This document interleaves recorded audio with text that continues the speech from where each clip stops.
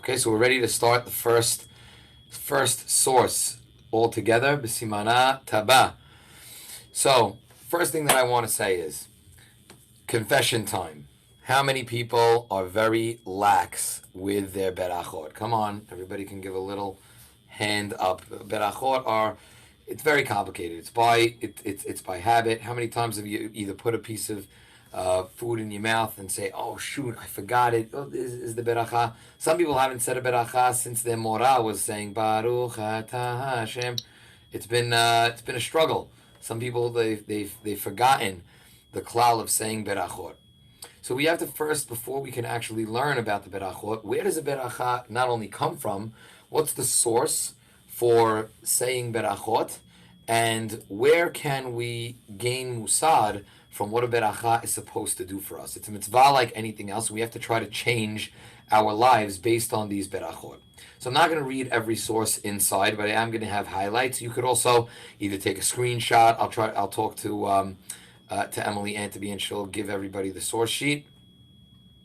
Yeah, we can definitely have access to the source sheet. Let me try, and I got to get you the link. I have to prepare I'll send this out after this class. I'm sorry. I didn't have the link because it's in Dafka, and I have to put it in my Dropbox. But yeah, let me see what I can do. Right now, we are talking about the Rambam. This is Rambam in Hilchot De'ot. I just want to read the first line, how he opens up. Now, anybody who's learned Hilchot De'ot, it's talking about the philosophy. Rambam De'ot, literally means that what are the philosophies that a person should have. So this is actually a philosophy of life. So the Rambam starts in Hilchot De'ot Perek Gimal Halacha Bet. Sarich ha'adam sheyechaven libo v'chol ma'asav kulam leda et Hashem baruch hu bilvad. A person's goal in life is to direct all of their thoughts towards Hakadosh Baruch Hu, and not just their thoughts, but pay attention to what the Rambam says. V'kol ma'asav sheyechaven libo. You have to make sure that your heart and your thoughts are directed towards Hashem. And all of your actions as well are made so that you know Hashem. Now the Rambam goes on to now describe almost every everyday activity that we have. He says ketzad, which means how. How should he do it?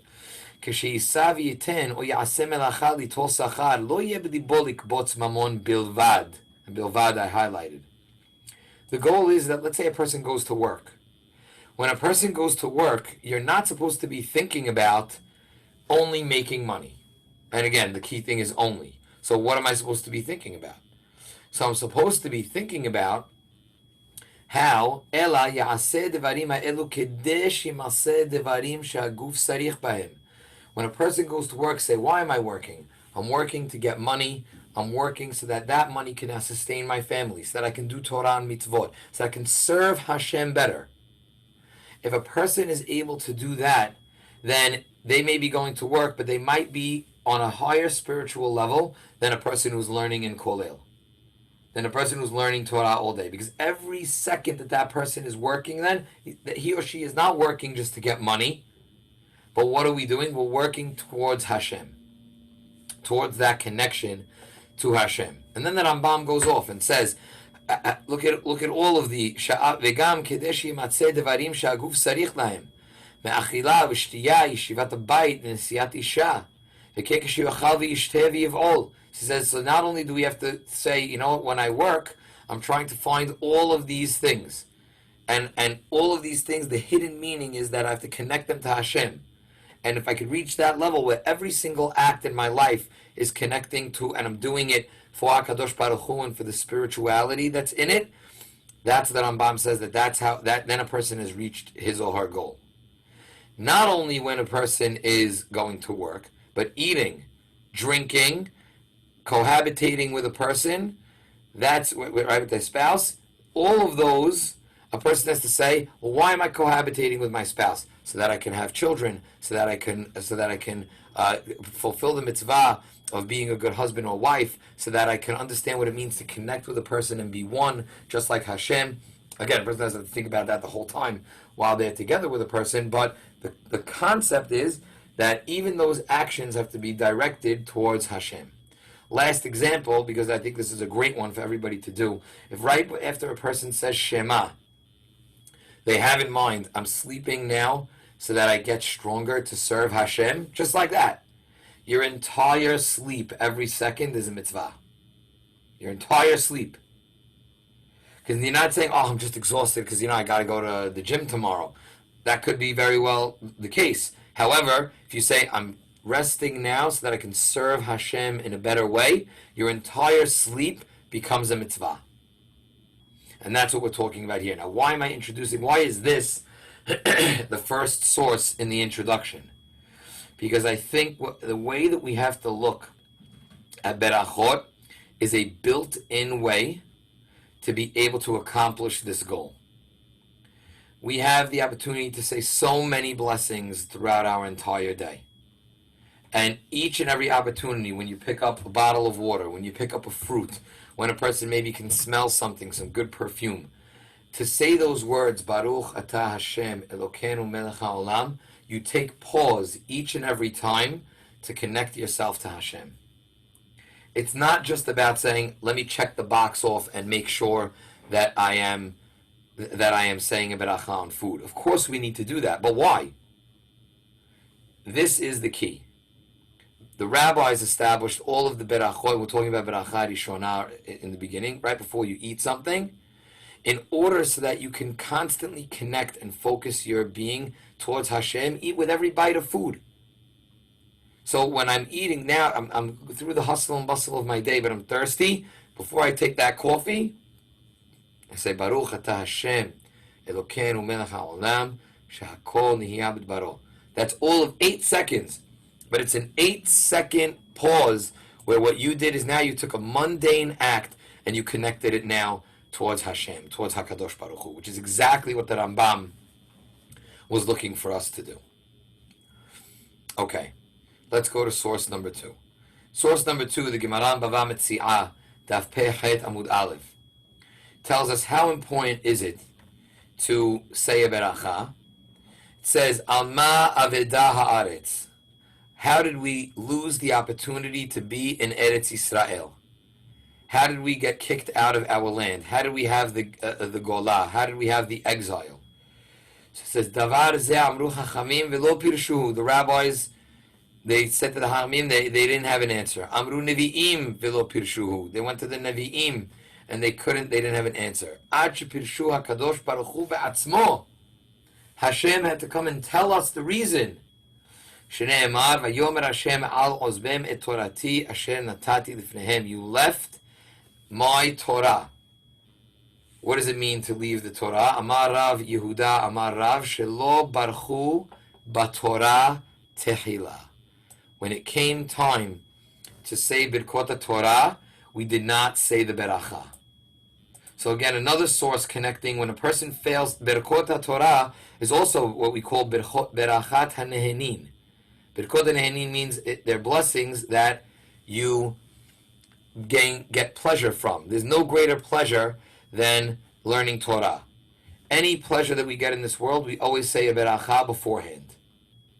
So too in learning Torah. So this seems very odd, guys. Why would I get kicked out of the land? I'm going to get kicked out of Eretz Yisrael for not saying beracha. Sorry, if that was me, I would have been kicked out a long time ago. First, people would get, every time you get a misa beracha, so the rabbis say no. It doesn't mean that they didn't say Birkot Torah. These were great rabbis. Of course they said Birkot Torah. But they said the beracha very fast. They said the beracha in a way which was very sketchy. They say, you ever see some people, like, they make the beracha, they cover their hand, they go like this, they go, check on the abaro. It's almost like, it's impossible for them to say the beracha in that amount of time. Impossible. And yet they do it. So, it is a little bit, shocking, this Gemara, but what does the Gemara really mean? The Gemara means that when you don't say the beracha with intent, as we mentioned before, where you understand that every time you say that beracha, what you're really doing is you're acknowledging HaKadosh Baruch Hu, and you're acknowledging His sovereignty over the world, and you're understanding that you're just part of that world, and you're thanking Him for everything. That's really what this Gemara is talking about. When they said a beracha on the Torah, they didn't appreciate the Torah. They thought it was just like a mathematics textbook. That's what they thought it was. But But you have to understand and appreciate the berachot of the Torah. Exactly when you make the berachah berachot of the Torah, you have to appreciate. Wow, Hashem, Asher bacharbanu mikol ha'amim. You chose us from all of the nations. V'natan lanu et Torato, and you gave us the Torah. Person should really stop. That berachah should hit us hard every morning. You chose us and you gave us the jewel of the Torah. So it's all connected to source number one. I brought source number two because it connects to source number one. We're saying, yes, before we can talk about berachot and how important it is, we need to understand that the biggest thing is that berachot are all about connecting to HaKadosh Baruch Hu and making even mundane acts in our lives become holy.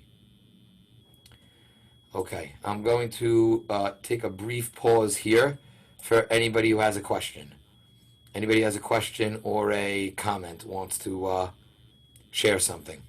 I have a question. Yeah, sure. Sure, Hannah, what's up?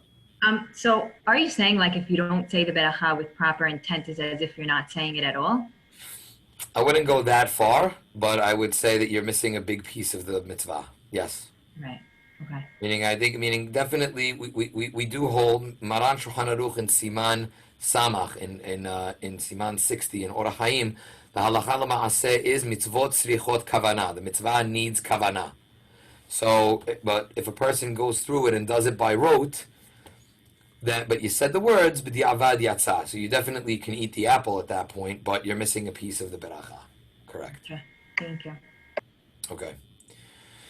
Anybody else before we move on? Okay. So, Wait, I had a question. Yeah, sure, Adele. Does this apply to like Birkat HaShachar also? So, excellent question. So, yes, I would also say sometimes I'm guilty of this sometimes too. If I'm in a rush in the morning, where I say Birkat HaShachar like a little bit fast, I'm like, I'm just saying it. They're such beautiful words and prose that we should really try to say them with as much intent as possible. Yes. I don't even know what they mean. I just say them. All right, so that's part 2 of the series, man. That's what we'll do. We'll do. I'm ready. Part 2. We'll do those berachot of Birkot HaShachar. A lot of my students are here that they covered that with me already. But yeah, we'll definitely try to work that in for sure. Okay. Okay. By the way, don't have any despair because if you take you could even just go onto Google if you have it. It says Birkot HaShachar in English. And it's simple because you're really only getting like 2 words of explanation. Baruch Atah Hashem, and then Zokev Kefufim, Matir Asurim, Mabish Arumim. Those are the ones that it'll become very easy to you of those 19 berachot to get a little bit of a background. Got it. We'll get Hebrew English Sidur and you'll be on your way. All right? Okay, thank you. Okay, great. Okay, anybody else for a comment and question before we move on? Okay, looks good. Let's get back to everybody. Still give me a thumbs up. You guys can see my screen, correct? Okay, so let's go back. Nice, Margie put up the thumbs up. That's great. She's my go-to. Okay, so now let's go to source number 3. This is a great Gemara. Again, they're all great Gemara, but I just love the opening. I'll read it to you. Tanu Rabbanan. Tanu Rabbanan means a widely accepted rabbinic teaching. That's accepted in the Gemara, and usually it quotes a Braita. Braita was a compilation written by the Tanaim that gave you a halachic thought or concept. So Tanu Rabbanan, the rabbis taught, Asur lo le'adam sheyehene min ha'olam hazeh b'lo beracha. It is forbidden for somebody to get benefit, yehaneh, to get hana'ah, pleasure, min ha'olam hazeh b'lo beracha. Anytime you need to say a beracha before you can get pleasure from this world. Scary line coming up. V'kol hanehene min ha'olam hazeh belo beracha ma'al. So what's that word ma'al? Ma'al is theft, but it's a special type of theft. Ma'al means stealing from holy funds. So imagine like stealing my wallet on the subway. It's really bad. Stealing money from the tzedakah box, right? That's really bad. Right? I hope everybody would agree, right? If like, wow, this guy was called like he's stealing money from the tzedakah box. That's called me'ilah. Ma'al means you're stealing from something that was consecrated to Hashem. So the food, so let's just understand what this first statement is. The food is considered that it's holy produce given to us, but if you don't say the beracha, then it's as if you stole from Hashem. We have to speak in these very intense terms because that's what'll get us to do the beracha. That's what'll drive us. So the first two sources are about the musad, nice, positive thoughts. The Gemara brings the negative side. You better say a beracha, because if not, you are guilty of stealing. This is a great line. This is just great. Mai takante. So how do I fix it? Right? Meaning, how do I fix myself to be able to, if I stole from the tzedakah box, right? And let's say I've been, Rabbi, you don't know, I haven't said a beracha in the longest time. They telling me I'm stealing from the tzedakah box. I'm never logging on to this class again. You just killed my whole thing. He's like, no. So the Gemara says, Mai takante. How do I fix it?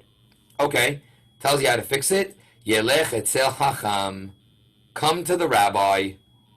So what do you mean? So now, right, come to the rabbi, right? Yes, Musad is called rebuke.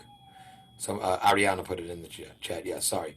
I got distracted by the chat, but good. Yelech etzel hacham. So how do I fix it? Go to the rabbi. So what the Gemara says. Yelech etzel hacham, going to the rabbi. My avidle, what's that going to help you? You're going to go to the rabbi? Ha avidle isura, you made a sin. This is not Christianity. Can't go to the rabbi and say, Rabbi T, handle this for me. I've been doing all these sins and get me off the hook. That doesn't work in our religion. Great line. I just love that like the Gemara was, obviously that's not what you were thinking. When I was first reading this line as a student learning berachot, I was like, my takante, go to the rabbi. I was like, oh, it means go to the rabbi and learn. But the Gemara didn't take it for granted. It said, go to the rabbi. Oh, the rabbi will take care of it. No, rabbi doesn't take care of it. You got to take care of it. So, ha'avidle surah. What is going to the rabbi going to help? He says, no. Ela, rather, Amar Rava taught us, Yelech etzel hacham me'ikara. Come to the rabbi in the first place. V'yelamedenu berachot kedei shelo yavo lidei me'ila. Come to the rabbi, have a class on berachot, and then this way, when you learn all the berachot, then you're going to be, you'll never be liable for me'ilah.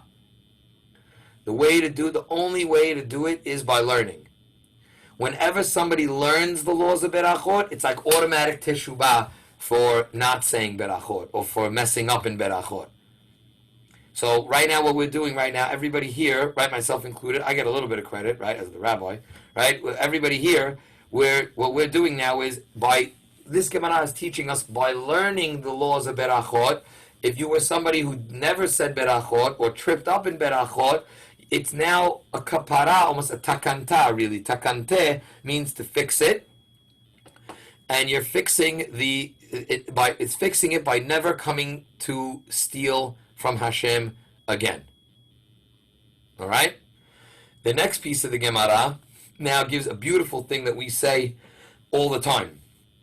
We say it in Hallel, and we say it in Tehillim.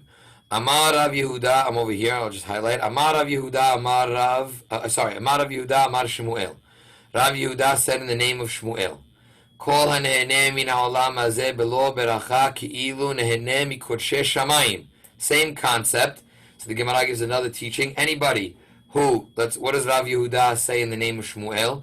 Anybody who gets pleasure from this world without a beracha, it is as if they got pleasure from Kodshei Shamayim. They took from the consecrated materials of Shamayim. How do we know this? Shneemar Ladonai Haaretz Umlo'ah. How many of you've heard that pasuk before? Give me a thumbs up if you've heard that pasuk. Right? Ladonai Haaretz Umlo'ah. To Hashem is the land and Umlo'ah, and all that it fills. Look at this now from before I answer Rachel's question in the chat. I have over here, look, Rabbi Levi Rameh. Rabbi Levi Rameh. What does Rameh mean? Rameh means he throws a question and says, wait a second, hold it. You're saying, Ladonai haaretz umlo'ah. So that means, literally translated, who does the land belong to? The land belongs to Hashem. La Hashem, right? then ha'aretz umlo'ah. The land belongs to Hashem. So we say, really? Let's look at this pasuk.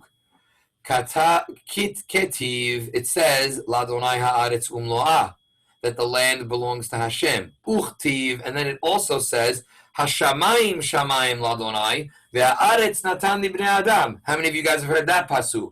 Also, very famous. So wait a second. If you've ever put these two pasukim together, first pasuk says, who does the land belong to? Hashem. Second pasuk says, no, Hashem has the shamayim. Hashamayim, shamayim Hashem. Ve'ha'aretz natan li bnei adam. But the land he gave to us. How do we reconcile? Beautiful, ready like honey. La kashya. There's no stira. There's no contradiction.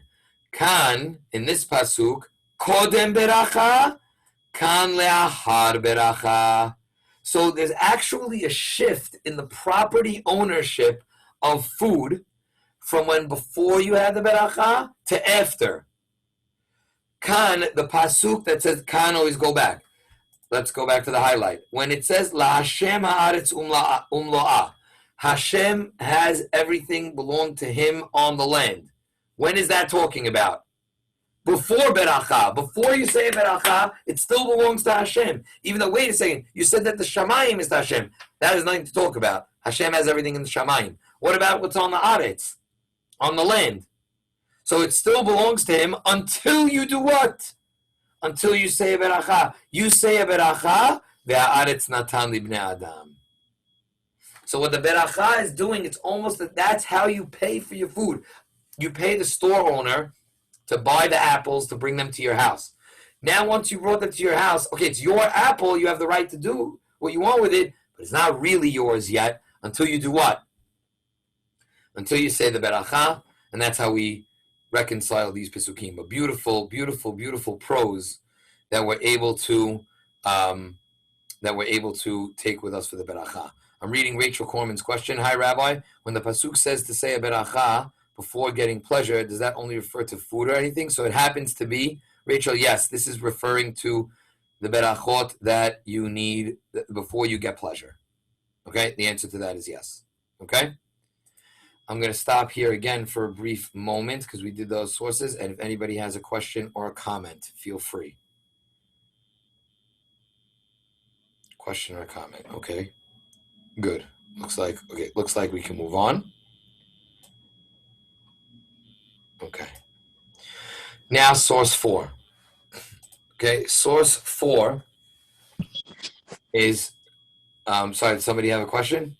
I forgot, so it looks like somebody came on. Okay. Source 4 is the following. So now that's really the bulk of the introductory material. Let's summarize the introductory material in terms of philosophy. We saw the first two sources were really showing us how beracha is supposed to guide us in our everyday lives. And there's small yet powerful breaks through our day to say beracha and to remember Hashem and to say that all and to recognize all of our actions should be guided towards HaKadosh Baruch Hu.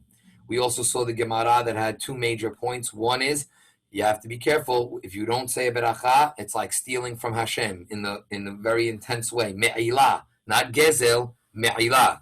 And me'ilah is really very intense. It's stealing from the Kodesh. Once you have that you're stealing from the Kodesh, then the Gemara wants to say, okay, so how do I transfer my ownership? How do I transfer my ownership and actually get a chance to have that beracha, have that food? It's by saying a beracha. And beautiful Rabbi Levi, he showed us the contradiction in the Pesukim, Ladonai ha'aretz umlo'ah versus Hashamayim shamayim Ladonai va'aretz natan libnei adam. The food on the land belongs to Hashem. Once we say a beracha, that's how we transfer ownership. Now, just a couple of introductory things just about blessings in general. Source number 4 is going to teach us where did these blessings come from.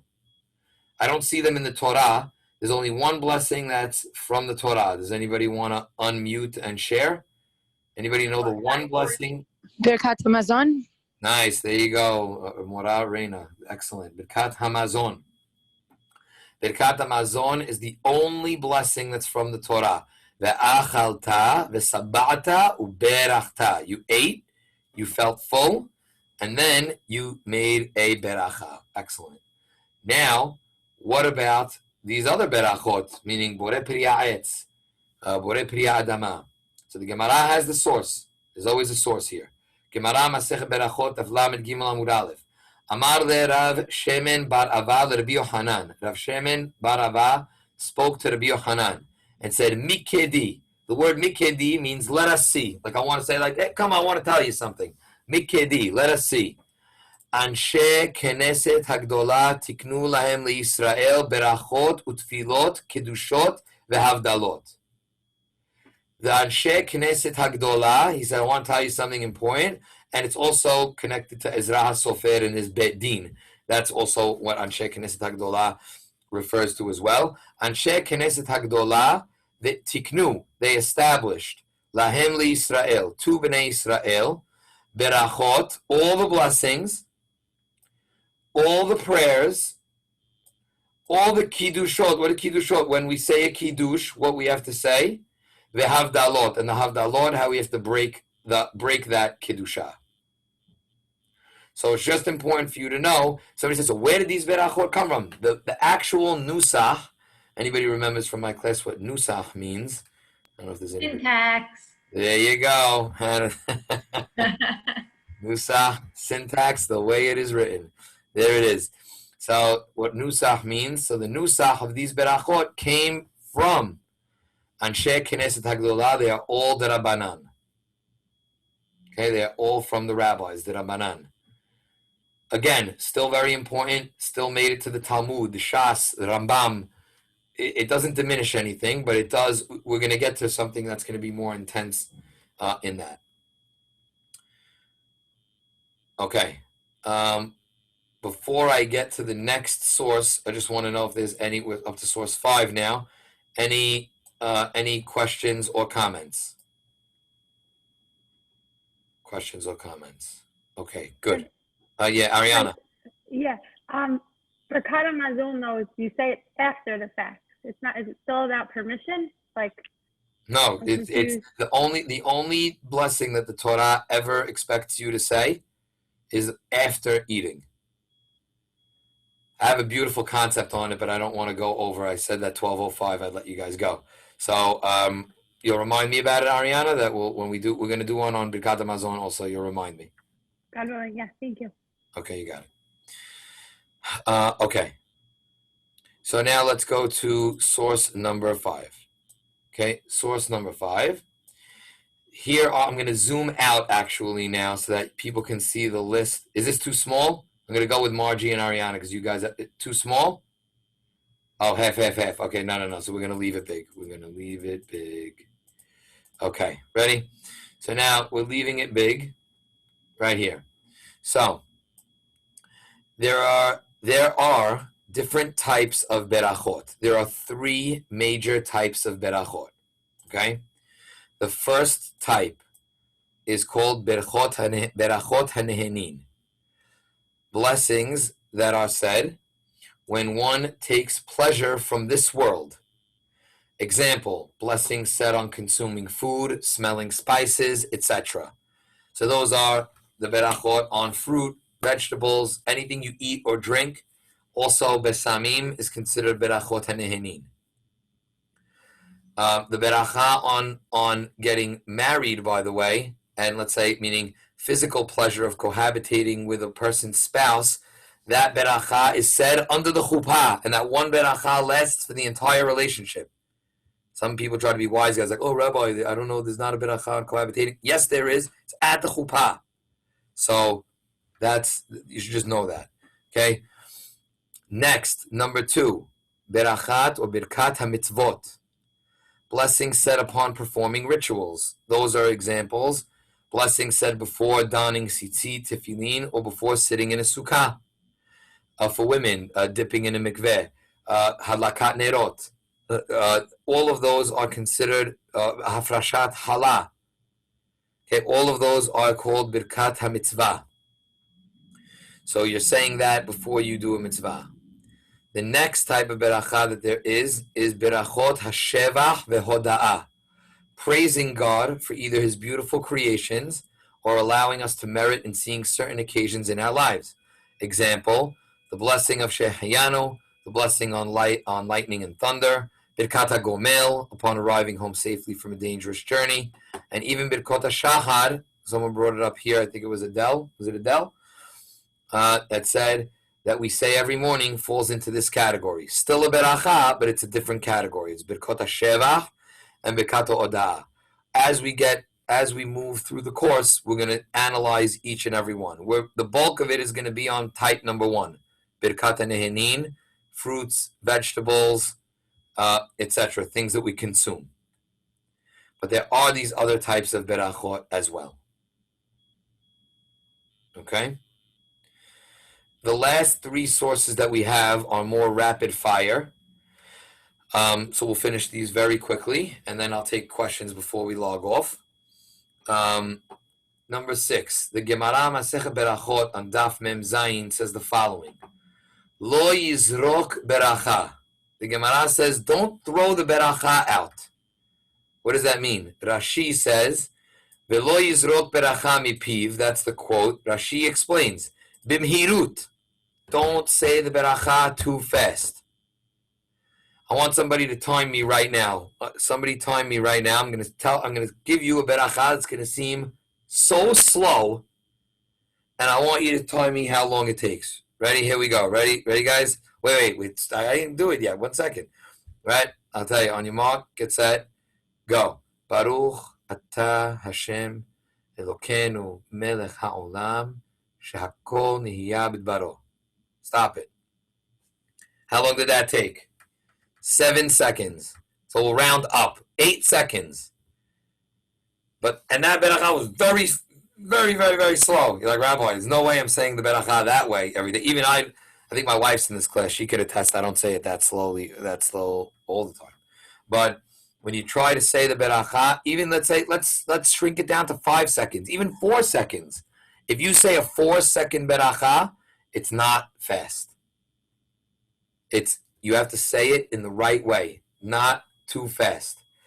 Bimhirut. Why? Because if you do it, shedome alav kemasa, then it's like a burden. Ela, what should you do? Shehok kavua hulo. You should say, no, I have to say it. This is like my payment. I don't throw money at the cashier. I say, hi, $30. Here you go. It's 30. Thank you so much. And then I take it back. Take the change. So lesson number 1 at the end. So source number 5, to summarize, we saw the 3 types. Source number 6, do not say berachot too fast. Source number 7, Shulchan Aruch, Siman Kuf Pei Gimal, Asur levarech behu osek b'melachto. Don't say a beracha, but you're sewing something, or you're typing something, or you're writing something, or you're talking on the phone with somebody. You could say, hold on, let me say the beracha. You should pause your thing and always say a beracha. So first one was saying don't say it too fast. Source 7 says don't say it while you're doing something else and you're distracted. And source number 8 says that you have to be clothed in the appropriate way. Asur likrot keneged erva. You're not allowed to read a beracha in front of nakedness of a person. Afilu shel of degoim, right? Even if it's a non-Jew. V'chen keneged ervat katan asur. Let's say there's a person's little son is running around with no pants. You shouldn't say a beracha in front of that child. V'yesh matirin neged ervat katan. Some people say yes. Kol zman she'enu ra'ui l'bi'ah v'chen ikar. As long as the kid is not, if it's a little kid, some people say that you can. So that's the halacha, that we say that you can, but just try to be careful about it. And then the last one, vav, all it says is hayta erva kenegdo. Let's say a person is in front of somebody dressed inappropriately. All you have to do is hichzir panav mimena. You have to just turn your face or your body away, or she'atzam enav, or close your eyes. Or if it's at night and you can't really see so well, then that's fine. In all of these cases, mutar likrot. You're allowed in all of these cases, the bere'iyah tala rahmana v'halo hazela. This whole unit of saying a beracha in front of someone that's not clothed, it's only if you see the nakedness. If you close your eyes, if you turn your body, you're allowed to say the beracha. So somebody's on vacation. They got a nice strawberry daiquiri. That's my favorite, right? Get a nice strawberry daiquiri, and then you're on the beach, and you're getting a beracha, and then you're like, whoa, it's not the type of beach that I thought it was supposed to be, but I need to say a beracha, and it's melting. What do? So you close your eyes, turn around, say the beracha, then that's allowed. And the halacha l'maaseh says if it's a really tiny kid that's, let's say, 4 or 5 years old, and they're running around with no pants, halacha l'maaseh says you can say it, but I would also recommend, since Maran, the Stam, says that you shouldn't, try to also either close your eyes or turn your head. So from the last 3 sources, we just learned that we got to take berachot very seriously, and there are certain things, don't, again, summarizing those last 3, don't say it too fast, don't say it while you're doing other things, and make sure that you're not around anything inappropriate. I'll take questions before we sign off. If anybody wants to just sign off, you can. If anybody has a question, and then we'll do next week, same exact time. Thank you guys for coming. Really appreciate it. Please spread the word. And already next week, we're starting with the blessings of fruits and vegetables. Blessings of fruits and vegetables. Does anybody have a question?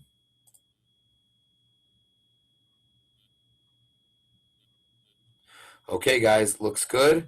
Take care. Scale mitzvot. We will see you guys next week.